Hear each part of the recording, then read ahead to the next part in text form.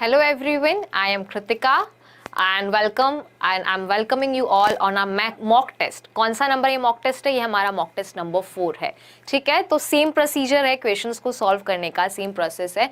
Questions हर mock test में अलग रहेंगे, अलग कैटेगरी रहेगी, सो दैट हम अच्छे से सारे क्वेश्चंस की प्रैक्टिस कर पाएं. ठीक है, तो चलिए without wasting any time let's start with the question. Question number हमारा 76 है जिससे हम ये क्लास स्टार्ट करते हैं. ठीक है, पहले हम क्लोज टेस्ट के कुछ क्वेश्चंस करते हैं. एज ऑलवेज सेम जो है हमारा इसका जो प्रोसीजर है सॉल्व करने का सेम रहेगा. पैसेज के वे में हमें रीड करना है क्वेश्चंस को, और जो ब्लैंक्स है, ठीक है, इसको ब्लैंक्स जो मिसिंग हो जाते हैं, जिसमें इंफॉर्मेशन नहीं रहती, उसे हम क्लोज टेस्ट कहते हैं. तो उस वे में जो मिसिंग इंफॉर्मेशन है, ऑल्टरनेटिव्स हमें दिए गए हैं नीचे, उनको ढूंढ करके हम चलिए जो सारे ब्लैंक्स हैं उनको कंप्लीट करते हैं और पूरे मॉक टेस्ट को सॉल्व करने की कोशिश करते हैं. तो चलिए, I hope you all are ready and let's start with the mock test number 4. चलिए, ठीक है, डायरेक्शंस देखते हैं. In the following passage some words have been deleted. ठीक है, fill in the blanks with the help of the alternatives given. alternatives दिए गए हैं, उनकी हेल्प लेकर के जो ब्लैंक्स में इंफॉर्मेशन मिसिंग है हमको उसको पूरा करना है. उससे पहले एक बार हम स्टोरी रीड करते हैं. पैसेज में क्या स्टोरी है जो कन्वे करने की कोशिश की गई है, उसको प्रॉपरली स्टडी करते हैं, गो थ्रू करते हैं, एंड देन देखते हैं मिसिंग इंफॉर्मेशन के लिए प्रॉपर अप्रोप्रिएट ऑल्टरनेटिव है वो क्या होगा. तो चलिए शुरू करते हैं. चलिए, ठीक है. So the neglect to one half of mankind cost the world a great deal both in economic and social dash. जो निग्लेक्ट हो जाता है किसी भी तरह की किसी भी चीज़ का, ठीक है, मैनकाइंड के लिए, तो वो कॉस्ट करता है पूरे वर्ल्ड को. ठीक है, एंड कौन से तरीके से वो डील करना पड़ता है? Economic and social. इकोनॉमिकली भी करना पड़ता है, सोशली भी करना पड़ता है, and further information is missing. ठीक है, सो इकोनॉमिकली एंड सोशली क्या क्या हो सकते हैं उसके ऑप्शन देखते हैं. टर्म्स हो सकते हैं, एस्पेक्ट्स मतलब कि पहलू हो सकते हैं उस चीज के, एरियाज हो सकते हैं, ठीक है, या फिर उसकी वैल्यूज हो सकती है. अब जो नेग्लेक्शन हो गया होगा हाफ ऑफ द मैनकाइंड का, वो किस चीज में उसको कॉस्ट करेगा? इकोनॉमिक एंड सोशल एस्पेक्ट्स में कॉस्ट करेगा, राइट. तो यहाँ पे क्या आना चाहिए? ये बहुत इजी है, रीड करके ही इसका आंसर हम आइडेंटिफाई कर सकते हैं. क्या आना चाहिए यहाँ पे? एस्पेक्ट्स आना चाहिए, तो हम एस्पेक्ट्स पहले ही नोट कर देते हैं. Okay, the neglect to one of mankind cost the world a great deal both in economic and social aspects. चलिए आगे देखते हैं अब हम सेकंड ब्लैंक को.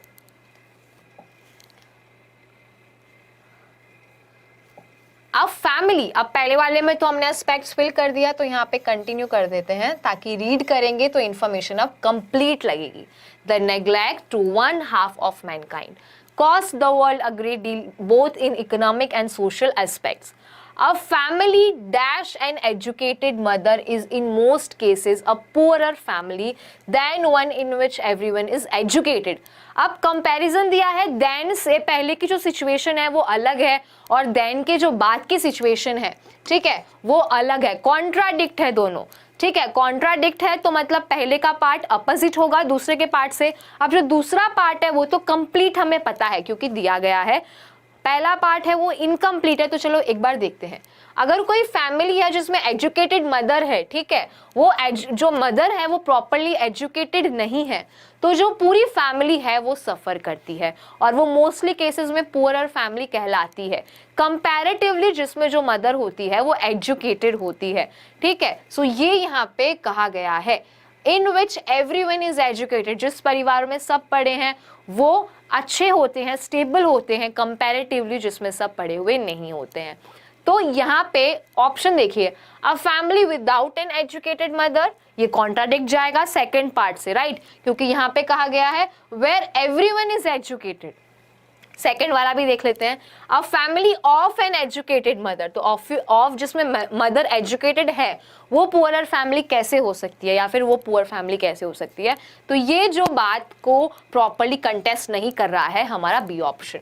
सी ऑप्शन देखते हैं, a family including an educated mother is in most cases a poor family.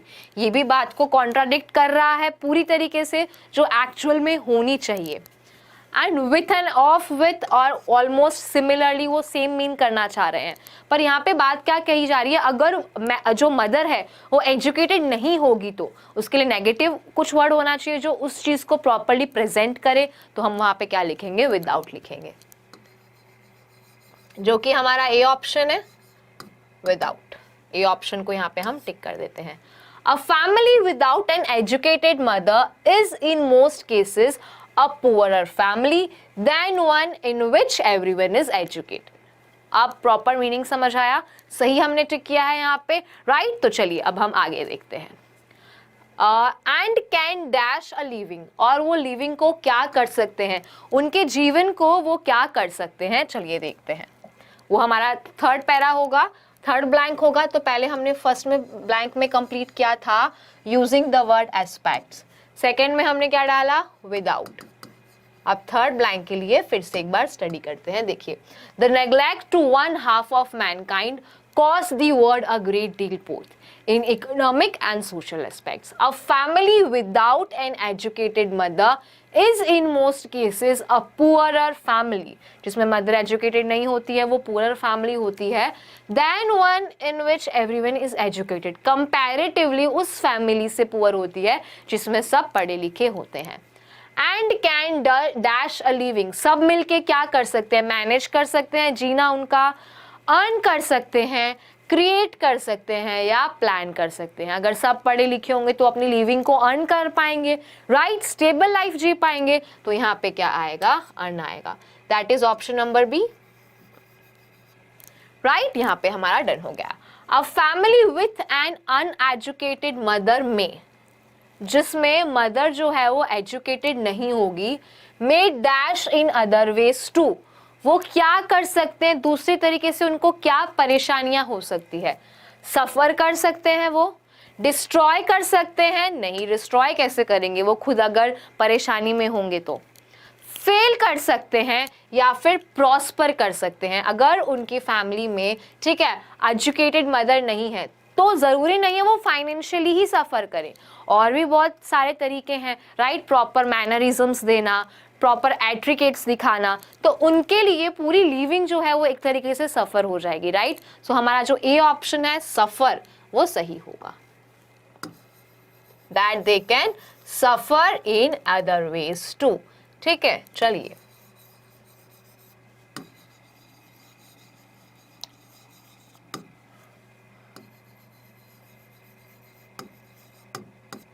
चलिए यहाँ पे हमारे सारे ब्लैंक हो गए हैं, लास्ट वाला ब्लैंक बाकी है, blank number 5। Because the mother is dash to help the children in their education, वो क्यों सफ़र करेंगे, वो कैसे सफ़र करेंगे, बिकॉज जो उनकी मदर है वो क्या नहीं कर पाएगी, बच्चों की हेल्प नहीं कर पाएगी एजुकेशन में, बिकॉज वो पढ़ी हुई नहीं है, वो एजुकेटेड नहीं है, इसलिए। तो because the mother is eligible to help, no. The mother is qualified to help, no.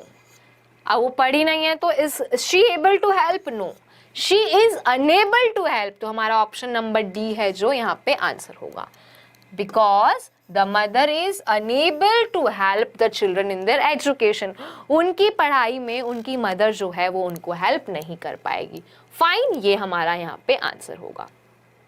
ठीक है, इसी के साथ जो पूरा पैसेज था हमारा क्लोज टेस्ट के साथ कंप्लीट होता है। एक बार मैं ब्लैंक सारे कंप्लीट कर देती हूँ सो दैट आप कहीं से भी देखें, आप पूरा पैसेज से रिलेट कर पाएं। अ family without an educated mother is in most cases a poorer family than one in which everyone is educated and can earn a living. A family with an uneducated mother may suffer in other ways too, because the mother is unable to help children in their education. Fine, understood. So here we are done till the question number 80. अब चलिए 81 question को हम साथ में देखते हैं। Select the antonym of the given word relinquish.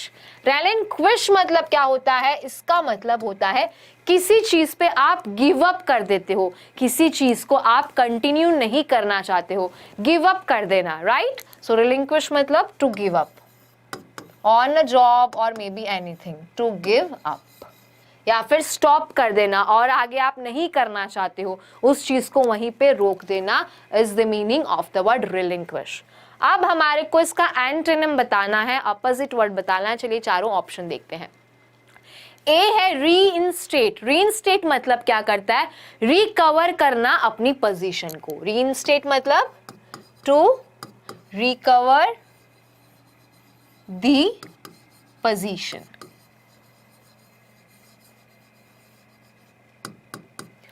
अब next है डिस्प्लेस। यहां पे डिस्प्लेस मतलब क्या होता है? टेक ओवर कर लेना, किसी की पोजीशन को टेक ओवर कर लेना।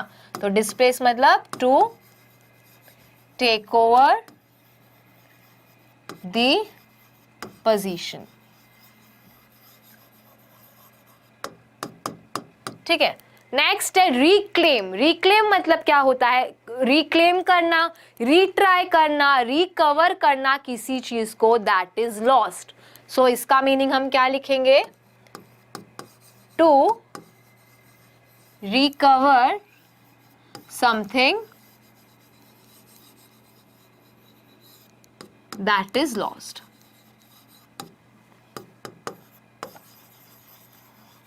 लास्ट है हमारा रिटेन। रिटेन करना मतलब होता है टू कंटिन्यू। कंटिन्यू करते रहना, गिव अप नहीं करना, वो होता है रिटेन। तो चलिए, अब रिलिंक्विश मतलब हुआ जब टू गिव अप, रोक देना, बीच में रुक जाना। तो टू कंटिन्यू, स्टिल किसी चीज को कंटिन्यू करते रहना, वो हमारा यहाँ पे एंटोनिम होगा। तो क्या होगा? Option number D, that is retain will be the antonym of the word relinquish. Understood? चलिए आगे चलते हैं हम नेक्स्ट क्वेश्चन पे, क्वेश्चन नंबर 82 पे। अब यहाँ पे हमसे क्या पूछा गया है 82 क्वेश्चन पे? Select the synonym of the given word sordid. Sordid words का हमको सिनोनिम पूछा गया है। अब सॉर्डिड मतलब क्या होता है? कोई भी अनऑनरेबल, ठीक है, कोई भी अनऑनरेबल एक्शन जो होता है, something which is not that happy, something which is not pleasant is sordid. तो सॉर्डिड मतलब क्या होता है? हम इसको कह सकते हैं an unhonourable action. An unhonourable action. अब हमको इसका ही सिमिलर या सेम वर्ड ढूंढना है। चलिए ढूंढते हैं। पहला ऑप्शन है सोर। सोर मतलब पता ही होगा, बहुत कॉमन वर्ड है, मोस्टली यूज भी किया जाता है। कोई चीज जो बहुत दर्दनाक होती है, जो बहुत पेनफुल होती है, उसके लिए हम सोर वर्ड को यूज करते हैं। तो यहाँ पे मैं नोट कर देती हूँ सोर के लिए समथिंग विच इज पेनफुल। अब नेक्स्ट है अनप्लीजेंट। अनप्लीजेंट मतलब कोई चीज जो हमको खुशी नहीं देती है, something which is related to unhappiness. ठीक है, तो अनप्लीजेंट का मतलब क्या होगा? अनहैप्पीनेस। ठीक है। नेक्स्ट है C option, that is splendid. हम बोलते हैं कोई चीज हमें बहुत अच्छी लगती है, जिससे हम बहुत इंप्रेस हो जाते हैं, हम बोलते हैं ना what is splendid performance, right. Exams की में किसी की परफॉर्मेंस होती है जो एक्सपेक्टेशन से भी अच्छी होती है कोई चीज, उसके लिए स्प्लेंडेड वर्ड यूज किया जाता है। तो स्प्लेंडेड मतलब क्या होता है? Something which is very impressive.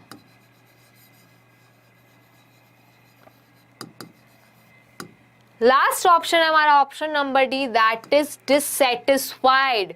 कोई चीज जो हमको खुश नहीं करती है, हमारी एक्सपेक्टेशन के अकॉर्डिंग नहीं होती है, उससे हम डिससैटिस्फाइड हो जाते हैं। तो डिससैटिस्फाइड मतलब नॉट हैप्पी, या फिर दैट कैन नॉट सेटिस्फाई अस, जो हमको सेटिस्फाई नहीं कर पाती है, हमारी एक्सपेक्टेशंस पे उतर नहीं पाती है। पर हमसे क्वेश्चन में पूछा था सॉर्डिड, जिसका मतलब होता है कोई चीज जो हमें खुश नहीं करती है, कोई एक्शंस जो हमको ऑनर प्रोवाइड नहीं करते हैं। तो उसका सिनोनिम तो हमारा ऑप्शन नंबर बी अनप्लीजेंट होगा, जिसका मतलब भी क्या होता है? अनहैप्पीनेस होता है। तो हम क्या करेंगे? सॉर्डिड का synonym which is option number B को हम टिक कर देंगे। अंडरस्टूड? चलिए, समझ आ गया ना पूरा क्वेश्चन। अभी नेक्स्ट क्वेश्चन पे चलते हैं, क्वेश्चन नंबर 83 पे। Select the word which means the same as the group of words given. Select करो वो वर्ड जिसका मीनिंग सेम है जो ग्रुप ऑफ वर्ड्स क्वेश्चन में दिए हैं उनसे। तो चलिए देखते हैं क्या क्वेश्चन है। Anything written in a letter after it is signed. कोई चीज जो लेटर में लिखी हुई होती है उसके सिग्नेचर के बाद, उसको क्या कहते हैं? चलिए चारों ऑप्शन देखते हैं हम। पहला ऑप्शन दिया है करिजेंडम।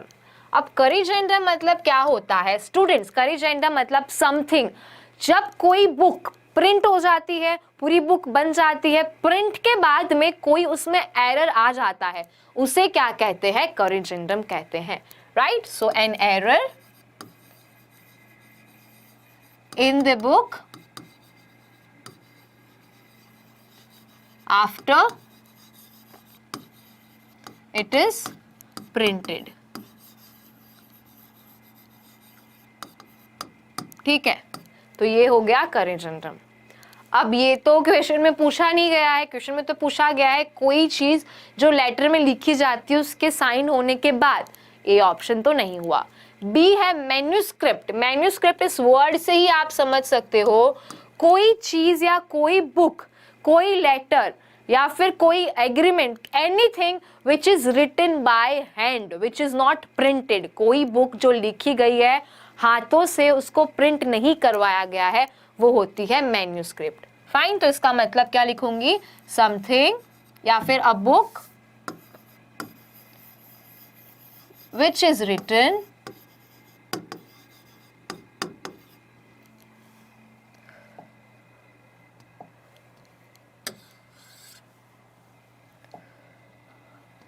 a book which is written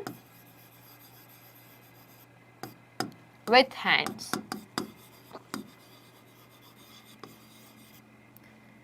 printed नहीं होती है, जो हाथों से लिखी हुई होती है वो क्या होती है?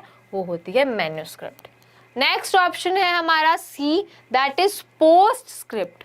अब पोस्टस्क्रिप्ट का मतलब क्या होता है? जो हमसे क्वेश्चन में पूछा गया है, कोई भी चीज, कोई चीज जो हम ऐड ऑन करते हैं लेटर में, जब वो साइन हो जाता है, उसे कहते हैं ऑप्शन नंबर सी पोस्टस्क्रिप्ट। तो हमें आंसर मिल गया। अब डी ऑप्शन भी देख लेते हैं। डी ऑप्शन है पोस्ट डिक्शन। पोस्ट डिक्शन मतलब क्या होता है? पोस्ट डिक्शन मीन्स हम किसी जो फैक्ट होता है उसको कंफर्म करना। अगर कोई फैक्ट प्रेजेंट किया गया है, कोई फैक्ट बता दिया गया है, हम उसको कंफर्म करते हैं वेदर इट इज राइट और whether it is wrong. It's known as postdiction. Okay, so to confirm a fact, वो क्या होगा? वो हमारा पोस्ट डिक्शन का मीनिंग होगा। चलिए, इसको भी हमने बाइफर्केट कर दिया। चलिए ठीक है, नेक्स्ट क्वेश्चन पे चलते हैं, क्वेश्चन नंबर 84 पे। Select the meaning of the given underline idiom. हमें मीनिंग बताना है चारों ऑप्शन में से जो ईडियम दिया गया है, अंडरलाइन पार्ट जो है सेंटेंस का, उसका। देखिए, there was a job for me to cut my teeth on. यहाँ पे मेरे लिए एक जॉब थी जहाँ पे to cut my teeth on, is it something related to teeth? No, it's something which is related to the experience। किसी इंसान के एक्सपीरियंस को गेन करने के लिए, काम से एक्सपीरियंस को गेन करने के लिए वो इंसान जॉब कर रहा था। यहाँ पे ये बात कहना चाह रहे हैं इस इडियम के थ्रू। इस इडियम का मीनिंग ये है, it's not that something to cut my teeth on, it's not something which is related to the cutting of the part और समथिंग अबाउट टीथ। ये किससे रिलेटेड है? एक्सपीरियंस से रिलेटेड है। तो क्या होना चाहिए? There was a job for me to gain experience, जो कि क्या है? हमारा ऑप्शन नंबर ए है। एक्सपीरियंस बढ़ाने के लिए मेरे लिए एक जॉब थी, या मेरे पास एक जॉब थी। ठीक है। बी ऑप्शन क्या है? To try. There was a job for me to try, no. अब टू शार्पन माई विट्स हमको बस कंफ्यूज करने के लिए दिया गया है। कट और शार्प वर्ड्स, अगर हमें आंसर नहीं पता है तो शार्प और कट वर्ड को हम कनेक्ट कर लें, तो ये भी सही नहीं होगा। लास्ट ऑप्शन है to earn a decent salary, ये भी ऑप्शन नहीं होगा। सही आंसर क्या है? Option number A, that is to gain experience. समझ आ गया? चलिए ठीक है, नेक्स्ट में चलते हैं हम क्वेश्चन नंबर 85 में। Select the most appropriate word to fill in the blank. अभी ब्लैंक को हमें फिल करना है, ठीक है, सही ऑप्शन देख करके। चलिए रीड करते हैं, पहले देखते हैं क्वेश्चन में हमें पूछा क्या गया है। I dash hard to establish the validity of the theory from morning। मैं सुबह से कोशिश कर रहा हूँ इस्टेब्लिश करने के लिए वैलिडिटी थियरी की। ठीक है, तो अभी तक क्या हो रही है, वो चीज कोशिश की जा रही है। ठीक है, इट इज नॉट समथिंग जो हो गई है या जो होने वाली है, it's something which is been happening. तो चलिए देखते हैं। पहला ऑप्शन है आई हैव बीन ट्राइंग। मैं सुबह से कोशिश करे जा रहा हूं इस्टेब्लिश करने की वैलिडिटी थियरी की मॉर्निंग से।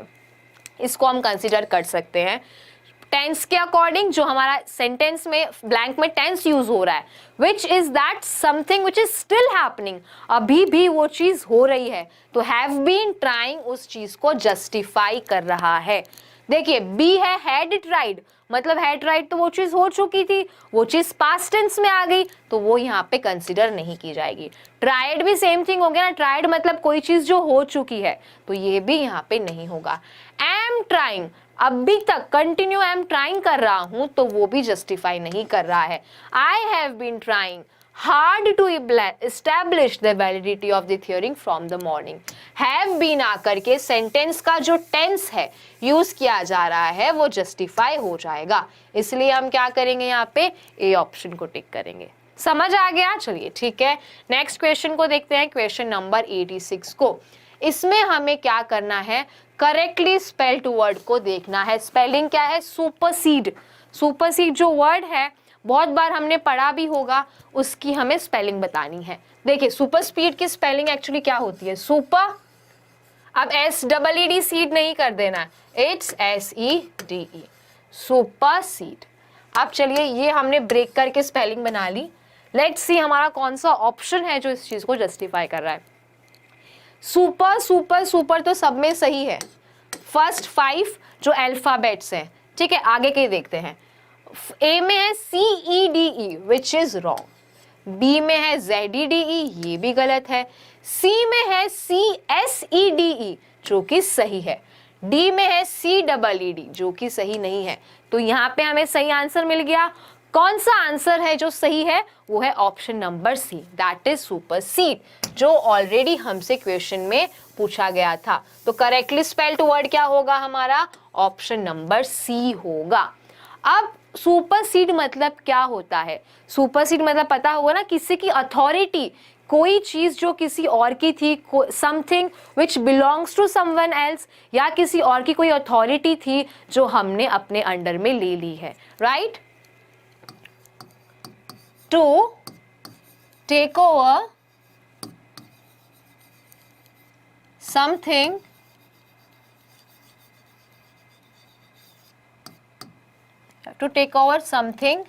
or its availability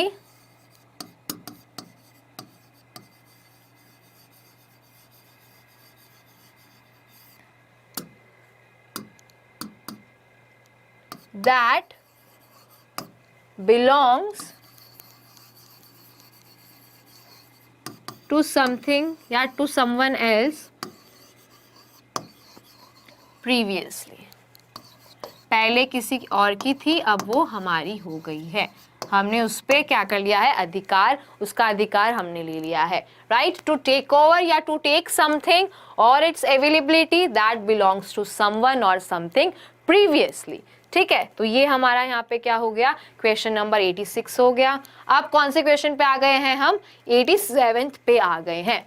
select the most appropriate option to substitute the underline segment. सही ऑप्शन चूज करना है हमें किसके लिए? अंडरलाइन जो सेगमेंट है उसके लिए। अगर सही होगा तो नो इम्प्रूवमेंट के लिए ऑप्ट कर देना है, और अगर कोई रिक्वायरमेंट है सही करने की तो हमें सही ऑप्शन चूज कर लेना है। तो चलिए देखते हैं। Which newspaper do you subscribe for, मतलब कि कौन से न्यूज़पेपर के लिए तुमने सब्सक्राइब कर रखा है। अब ये आवेदन है, राइट हम आवेदन कर रहे हैं, आवेदन कर रहे हैं तो क्या फॉर आता है आवेदन के लिए? नहीं, जब कभी भी आवेदन किया जाता है तो उसके लिए टू आता है, राइट तो इंप्रूवमेंट की जरूरत तो है, तो डी ऑप्शन जो कि नो इंप्रूवमेंट का है वो यहां से कट हो जाएगा। ए ऑप्शन है सब्सक्राइब इन, इन भी नहीं आएगा तो ए भी कट हो जाएगा। बी है सब्सक्राइब एट, सब्सक्राइब एट होगा नहीं, ये भी कट हो जाएगा। सी है सब्सक्राइब टू, अब आवेदन के लिए मैंने आपको पहले ही बताया टू आता है तो हमारा आंसर क्या होगा यहाँ पे? सी ऑप्शन होगा। Which newspaper do you subscribe to? ठीक है, सो जो टू आ जाएगा 4 की जगह तो ये क्वेश्चन सही हो जाएगा। तो सही आंसर क्या था यहाँ पे? Option number C. समझ आ गया? चलिए आगे चलते हैं हम क्वेश्चन नंबर 88 पे। Select the most appropriate option to substitute the underlined segment in the given sentence. If there is no need to substitute it, choose करना है no substitution required. Although he was tired, he went out for playing. अभी कोई चीज का cause जो है और उसका रीजन जो है वो हमको साथ में बताया गया है। इसका मतलब इजी लैंग्वेज में बताती हूँ, कोई चीज जो हमने की उसके कारण कोई रिजल्ट आया, वो दोनों चीजें एक सेंटेंस में बता रखी है। ठीक है, सो ऑल्दो ही वॉज टायर्ड मतलब कि पहले से ही वो थका हुआ तो था, फिर भी ही वेंट आउट फॉर प्लेइंग मतलब कि वो फिर भी वो बाहर गया खेलने के लिए। ठीक है, तो अब प्लेइंग क्या है इस चीज को जस्टिफाई कर रहा है, चलिए हम देखते हैं। ए ऑप्शन है he goes out for playing, goes out no, it's not in the formation of the sentence जो सेंटेंस का है। मैंने आपको जैसे कि पहले भी बताया, दो चीजें साथ में बताई गई है कि पहले से वो थका हुआ था फिर भी वो क्या गया? खेलने गया।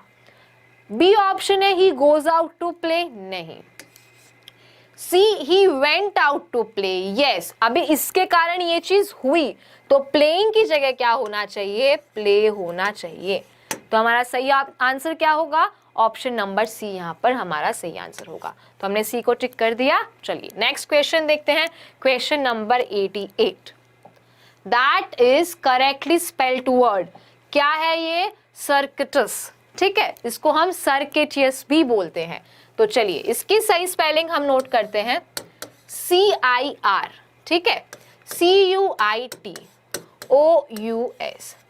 इसको इजी, ताकि आप स्पेलिंग समझ जाओ ना, तो आप इसका प्रोनाउंसिएशन ऐसे भी कर सकते हो, सर्क्विटस, तो आप इसको इजीली प्रोनाउंस कर पाओगे और स्पेलिंग को भी आइडेंटिफाई कर पाओगे। 3 जगह हमने इसको ब्रेक कर लिया। तो चलिए पहले देखते हैं, फर्स्ट वाला पार्ट देखते हैं किस किस का सही है। CIR CIR CIR चारों का सही है तो ये ठीक है। बी पार्ट CUIT, तो ए का सही है, बी का भी CUIT है। C and D are wrong because CUT आ गया है, तो यहीं से ये जो सही स्पेलिंग की रेस थी उससे बाहर हो गए हैं। अब देखिए 2 ऑप्शन हमारे पास बचे हैं, A और B, और थर्ड पार्ट क्या है? OUS, जो कि A का OUS है, B का US है, तो यहाँ पे B ऑप्शन भी रॉन्ग हो जाता है। सही क्या बचेगा हमारा? Option number A, right. So we will choose the option number A, that is circuitous. अब इसका मतलब क्या होता है? इसका मतलब होता है कोई वे या कोई रास्ता ऐसा ले लेना जो नॉर्मल वे होता है, नॉर्मल रास्ता जो होता है, जो नॉर्मल जर्नी होती है उससे भी लंबा होता है। सो सर्किटस मतलब a journey which is longer than usual way, normal रास्ते से जो जर्नी लंबी होती है। ठीक है, समझ आ गया क्वेश्चन नंबर 89। 90 पे चलते हैं, 90 क्वेश्चन को देखते हैं क्या है। ये है, देखिए इसमें हमें क्या करना है? Select the most appropriate word to fill in the blanks. Blanks को फिल करने के लिए हमें क्या करना है? सही वर्ड को चूज करना है। ठीक है, तो चलिए देखते हैं। He said I dash use his car whenever I wanted। अब wanted हो चुका है, ठीक है। He said I could use his car whenever I wanted।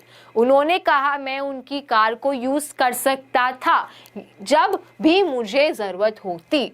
ठीक है, ओके, बी ऑप्शन है कैन। अब जब वांटेड है तो क्या कैन आ सकता है? नहीं। विल आएगा? नहीं। वुड आएगा? नहीं। According to the tense of the subject, यहाँ पे वो चीज हो चुकी है तो क्या आएगा? कुड आएगा। तो हम क्या यूज करेंगे? Option number A, that is could. He said I could use his car. उन्होंने कहा मैं उनके कार को यूज कर सकता हूँ। Whenever I wanted, जब भी मुझे चाहिए होगा, या फिर जब भी मुझे चाहना होता उस चीज को करना। तो हमारा आंसर क्या है? यहाँ पे ऑप्शन नंबर ए है। चलिए ठीक है, नेक्स्ट क्वेश्चन देखते हैं, question number 91, that is philanthropic. अभी यहाँ पे क्या करना है? हमको एंटोनिम बताना है। Select the antonym of the given word philanthropic. Philanthropic मतलब देखिए यूजुअली क्या होता है? समवन जो दूसरों के वेलफेयर के लिए काम करता है, दूसरों के अच्छाई के लिए, दूसरों के लिए काम करता है, चैरिटी के लिए काम करता है, उसे फिलेंथ्रोपिक कहते हैं। ठीक है, इसका क्या लिखूंगी मैं meaning? To work for the welfare of others. दूसरों के हित के लिए काम करना, दूसरों के अच्छे के लिए काम करना, चैरिटी करना, वो सब फिलेंथ्रोपिक में आता है। अब इसका उल्टा क्या होगा? एंटोनिम हमें बताना है। कोई इंसान जो सिर्फ खुद का सोचता है, जो सेल्फिश होता है, राइट, जो सेल्फ सेंटर्ड होता है। चलिए अभी हम चारों ऑप्शन देखते हैं और उसका सही आंसर ढूंढते हैं। ए ऑप्शन है हमारा self centred. A option is answer itself, क्योंकि सेल्फ सेंटर्ड का मतलब क्या होता है? Who thinks about himself, who is selfish, right? तो मैं इसका मीनिंग नोट कर देती हूँ, सेल्फिश, और who only thinks of himself और herself। तो यहाँ पे हमारा जो क्या है आंसर क्या होगा स्टूडेंट्स?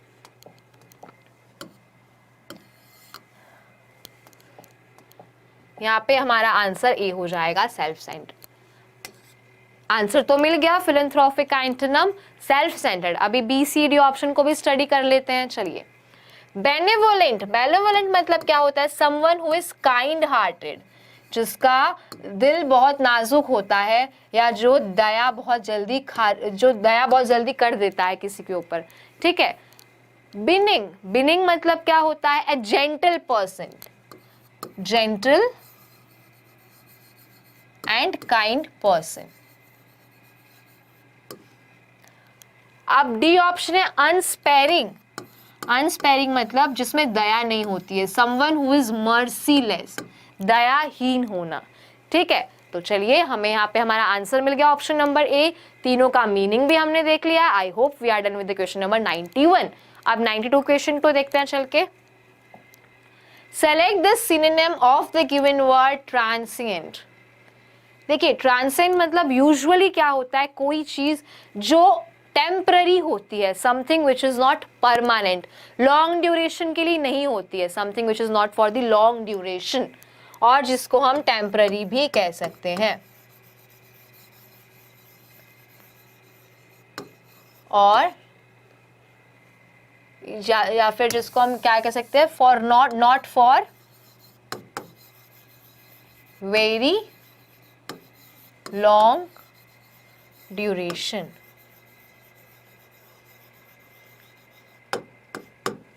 ठीक है, तो चलिए अब हम इसके मीनिंग्स देखते हैं। सिनोनिम क्या होगा?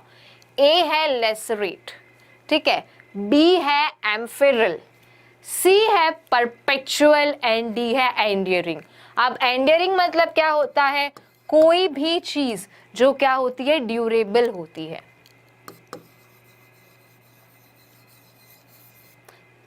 ठीक है, something which is durable. B perpetual. Perpetual मतलब क्या होता है? Something which is never ending, कोई चीज जो कभी खत्म ना हो। तो ये दोनों ही जो अभी तक तो सिनोनिम से मिले नहीं है। ठीक है, सेम मीनिंग नहीं हुआ है ट्रांसिएंट का। B is एम्फेमेरल। एम्फेमेरल मतलब क्या होता है? Something which is for very short duration. Sorry, यहाँ पे मैंने लॉन्ग लिख दिया ना, फॉर वेरी शॉर्ट होगा ये भी।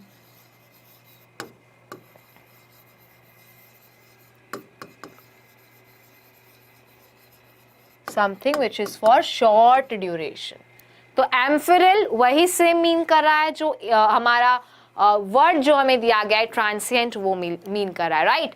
अब लेसरेट मतलब क्या होता है, कोई लेयर होती है जहां पे कुछ घाव हो जाता है स्किन की, right. So we can say that it's a mark और layer of cut in skin.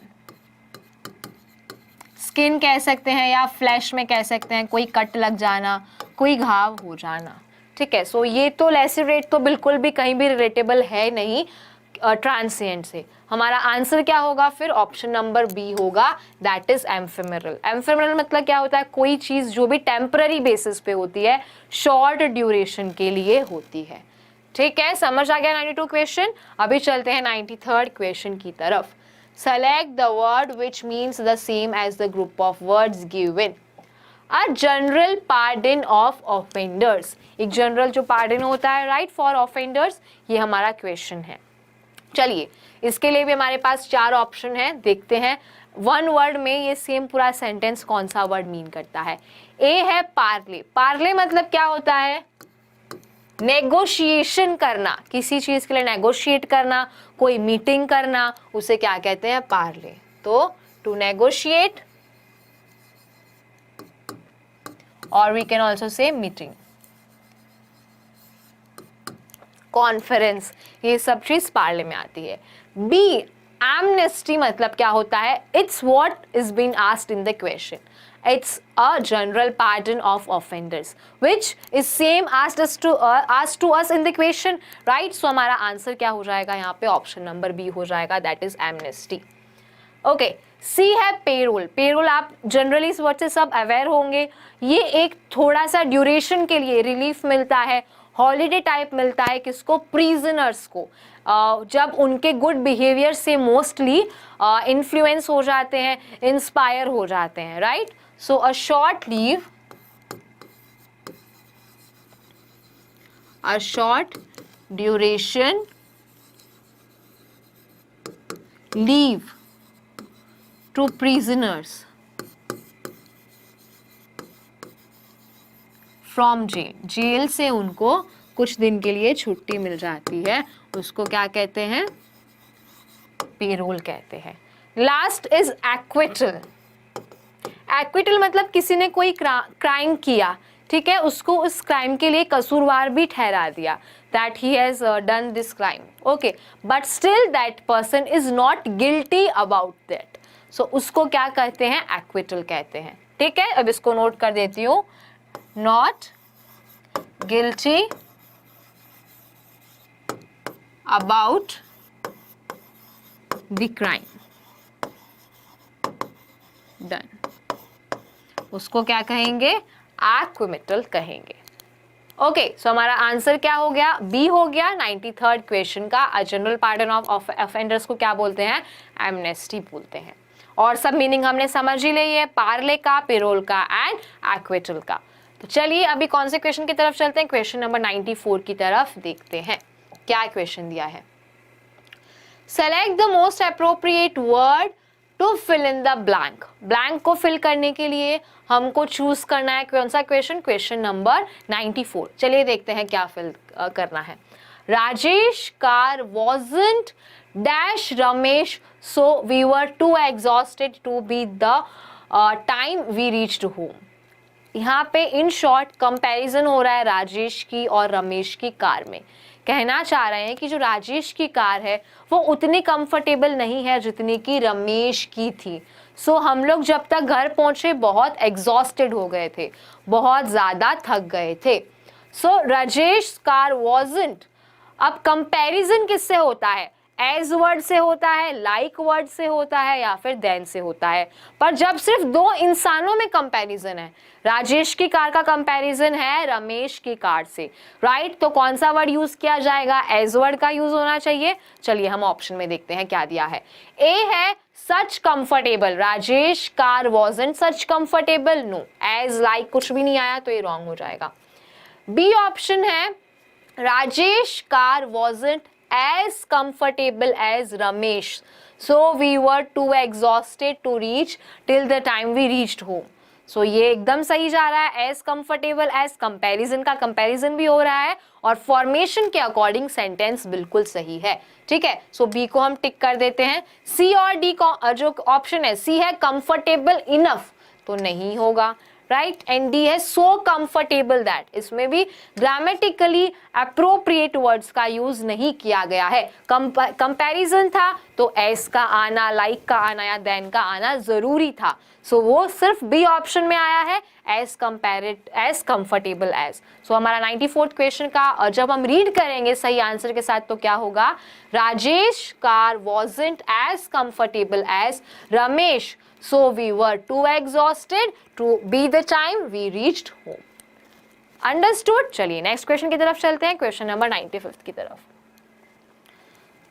Select the meaning of the underline idiom. Underline idiom जो दिया गया है उसका हमें मीनिंग देखना है। I had to pull strings to put up a good show. मुझे, इसका मतलब तो इन नॉर्मली हम देखें तो क्या हुआ है कि मुझे बहुत सारा पर्सनल इन्फ्लुएंस उसमें डालना पड़ा अच्छे शो को करने के लिए, ठीक है। पुल स्ट्रिंग्स मतलब it is not referred to some instrument over here, यहाँ पे पुल स्ट्रिंग से आप कंफ्यूज ना हो जाए, इसका मतलब होता है किसी अच्छी या फिर कोई अच्छी इन्फ्लुएंस यूज करना खुद की। चलिए देखते हैं हमारे पास ऑप्शन क्या है। ए है play music, I had to play music to put up a good show, no. I had to use personal influence to put up a good show. Yes, मुझे अच्छा शो पुट अप करने के लिए personal influence को use करना पड़ा, ये बिल्कुल सही है, तो ये हमारा आंसर हो जाता है। सी ऑप्शन देखिए, I had to use the instrument। अब पुल स्ट्रिंग्स, स्ट्रिंग वर्ड और इंस्ट्रूमेंट वर्ड को शायद आप रिलेट करके कंफ्यूज हो जाए, so that is not the case over here, it's an idiom, so here they will play with the words and you don't have to be confuse with that, so C हमारा answer नहीं होगा। D है play a song, वो भी नहीं होगा, right answer will be use personal influence, मुझे personal influence use करना पड़ा अच्छा शो को पुट अप करने के लिए। फाइन, चलिए ठीक है। 96th क्वेश्चन हमारा देखते हैं क्या है। Select the most appropriate option to substitute the underlined segment in the given sentence. If there is no need to substitute it, select no substitution requirement. If I hadn't seen the car coming, I might have been killed. अगर मैंने देखा नहीं होता car को आते हुए, शायद मेरी जान जा चुकी होती, ठीक है। अब जो फॉर्मेशन है जिस अकॉर्डिंग सेंटेंस दिया है बिल्कुल सही है, टेंस के अकॉर्डिंग भी, कि अगर मैंने कार आते हुए नहीं देखी होती तो शायद मेरी जान जा चुकी होती, ठीक है। तो ये तो कोई इसमें मिस्टेक लग नहीं रही है, but still we will see the option. A is if I had seen the car coming, अगर मैंने कार को देख लिया होता आते हुए, ठीक है। बी है when I hadn't scene the car coming. C is since I hadn't seen the car coming, and D is no improvement. As I said you earlier कि there is no need of improvement in the sentence. तो जब ऐसा choice होता है, ये हमारा option होता है, तो हम कौन सा ऑप्शन चूज करते हैं, option number D, right. So we will choose the option number D, that is no improvement. Fine, चलिए अब आगे चलते हैं क्वेश्चन नंबर 97 पे। Identify the segment in the sentence which contains the grammatical error from the given option. ठीक है, किसमें grammatical error है हमें देखना है, आइडेंटिफाई करना है सेगमेंट के अकॉर्डिंग। चलिए देखते हैं। The poet describes about the spring season, जो पोएट है वो डिस्क्राइब करते हैं स्प्रिंग सीजन के बारे में। अब जो डिस्क्राइब्स वर्ड है ना, उसका मीनिंग हिंदी में क्या होता है, किसी चीज की विशेषता बताना, किसी चीज के बारे में डिस्क्रिप्शन देना, ब्रीफली डिस्क्राइब करना। तो जब ये चीज ऑलरेडी सेड है, राइट, ये किसका वर्ब है, डिस्क्राइब का, राइट। अब ऑलरेडी जब ये चीज हो गई है तो अबाउट वर्ड क्या रिक्वायर्ड है यहाँ पे।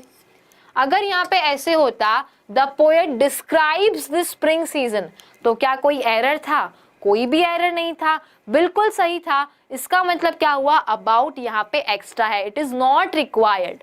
तो जो डिस्क्राइब्स अबाउट वाला पार्ट है उसमें से डिस्क्राइब्स रह जाएगा, अबाउट हट जाएगा। चलिए देखते हैं कौन से पार्ट में एरर है, देखते हैं कैसे सेंटेंस को ब्रेक किया गया है ऑप्शंस में। ए है द पोएट, वो तो बिल्कुल सही है। बी डिस्क्राइब्स अबाउट, अभी हमने कहा अबाउट में प्रॉब्लम है, तो जो बी वाला पॉइंट है इसमें एरर है। डिस्क्राइब्स होगा, अबाउट नहीं आएगा। क्या होगा सही sentence, the poet describes the spring season.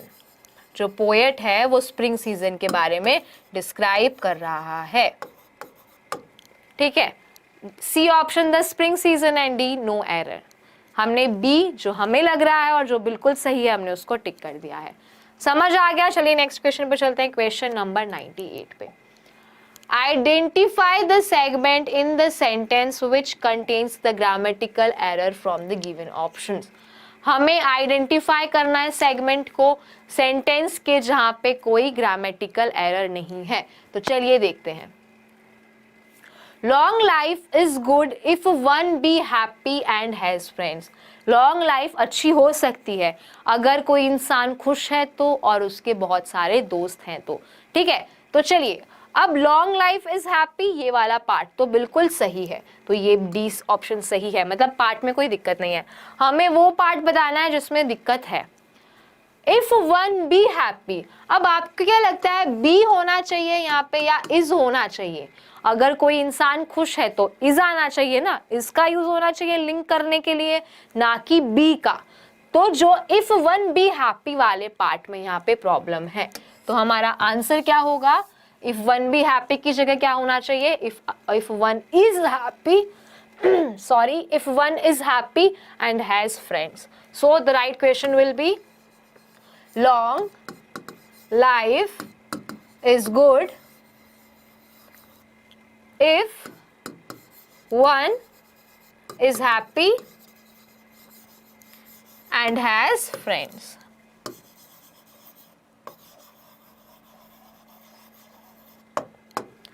समझ आ गया? तो आंसर क्या है हमारा? ऑप्शन नंबर बी है। नेक्स्ट क्वेश्चन पे चलते हैं, क्वेश्चन नंबर 99 पे। Find the wrongly spelled word. Find करना है आपको कौन सा वर्ड? रॉन्गली स्पेल्ड वर्ड, जिस स्पेलिंग में रॉन्ग कुछ होगा। चलिए देखते हैं। ए ऑप्शन है अपेरेंट। अपेरेंट की स्पेलिंग क्या होती है? APPARENT। ये तो बिल्कुल सही है। अपेरेंट मतलब कोई भी चीज जो ऑब्वियस होती है, राइट? सो हमारा यहाँ पे आंसर क्या होगा? ऑब्वियस। ये तो इसका मीनिंग हो गया। ठीक है, नेक्स्ट है हमारा बिलीव। अब बिलीव की स्पेलिंग क्या होती है? BELIEVE। बिलीव का मतलब क्या होता है? ट्रस्ट। अब बिलीव की स्पेलिंग भी बिल्कुल एज इट इज दी गई है, तो इस स्पेलिंग में भी प्रॉब्लम नहीं है। हमें फाइंड आउट यहाँ पे कौन सा करना है? रॉन्गली स्पेल्ड वर्ड, चारों में से एक वर्ड जिसकी स्पेलिंग रॉन्ग होगी। सी इज कंसाइंस। कंसाइंस हर इंसान की इंडिविजुअल मॉरल वैल्यूज होती है, उनको कहते हैं, right? So moral values of an individual.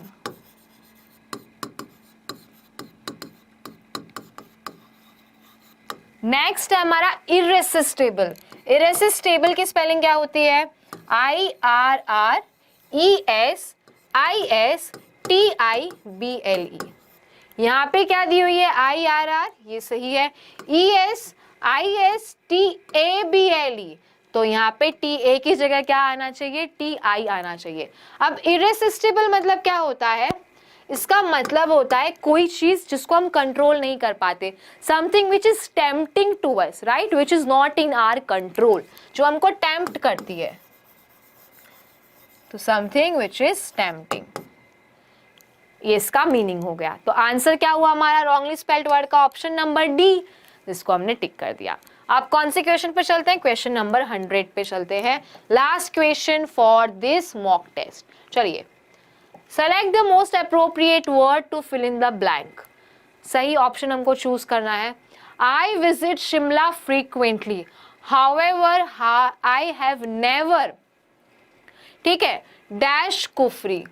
मतलब पहली बात तो ये, सॉरी मैं आपको एक्सप्लेन करना चाहूंगी, यहाँ पे जो चीज है ये हो चुकी है, वहां पे जाके वो इंसान आ चुका है, अभी वहां पे है नहीं, वहां से ये इंसान आ चुका है।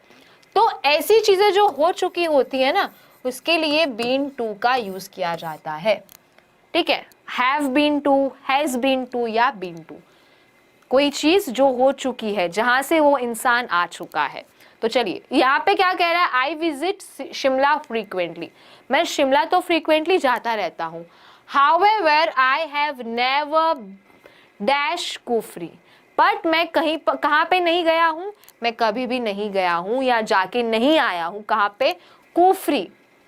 तो इसके लिए सही वर्ड क्या यूज होना चाहिए, डी होना चाहिए, मतलब अभी तो वहां पे नहीं है, तो तब क्या आएगा, वेंट टू नहीं होगा, विजिटेड टू नहीं होगा, बीन TOO है इसलिए ये भी नहीं होगा।